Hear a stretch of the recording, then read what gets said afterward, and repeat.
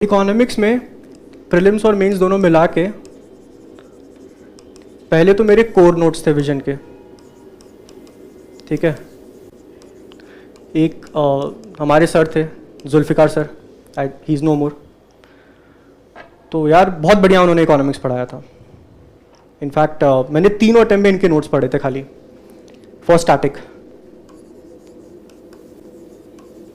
ठीक है। फिर इसके साथ आप क्या करेंगे, आप करंट अफेयर्स का एलिमेंट आता है इसमें होगा, जैसे विजन की मंथली हो सकती है। हालांकि मैं पीटी और मेंस 365 पे ज़्यादा रिलाई करता था, plus newspapers, plus economic survey, summary vision वाली, प्लस जो भी बजट है।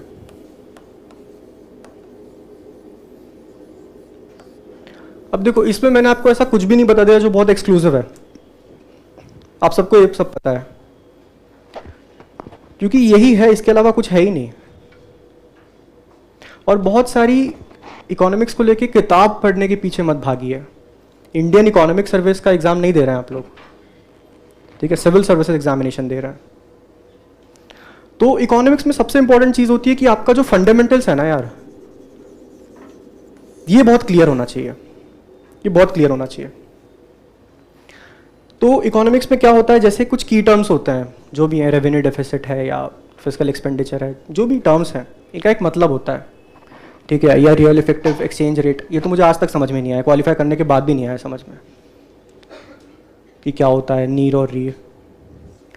लेकिन तो फिर क्या करिए, जैसे आप कभी भी न्यूज़पेपर्स पढ़ रहे हैं तो आपने आर्टिकल पढ़ा इकोनॉमिक्स से रिलेटेड, फिर उसमें कुछ वर्ड्स होंगे कि गवर्नमेंट ये प्लान करिए, इतना परसेंट ये होगा, इतना परसेंट ये होगा। अब उन वर्ड्स को सर्च करिए ऑनलाइन, कुछ वेबसाइट्स हैं, जैसे एक है विकासपीडिया,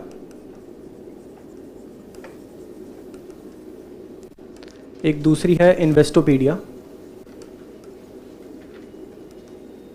और तीसरी एक है अर्थपीडिया,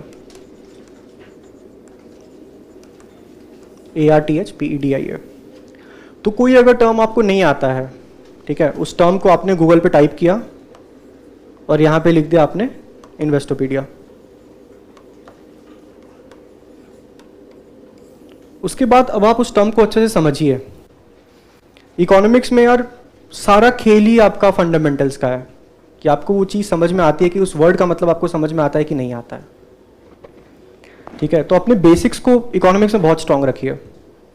और क्योंकि होता क्या है कि अगर आपको वो टर्म्स पता नहीं है तो उसको आप मेंस के आंसर में लिख भी नहीं पाएंगे, बिकॉज मेंस में क्या होता है कि जो इकोनॉमिक्स के क्वेश्चंस होते हैं उसमें आपको ये सब लिखना पड़ेगा कि गवर्नमेंट का इतना टारगेट है, फिजिकल डेफिसिट का इतना टारगेट है, जो है इन्वेस्टमेंट टू GDP रेशियो बढ़ाने का।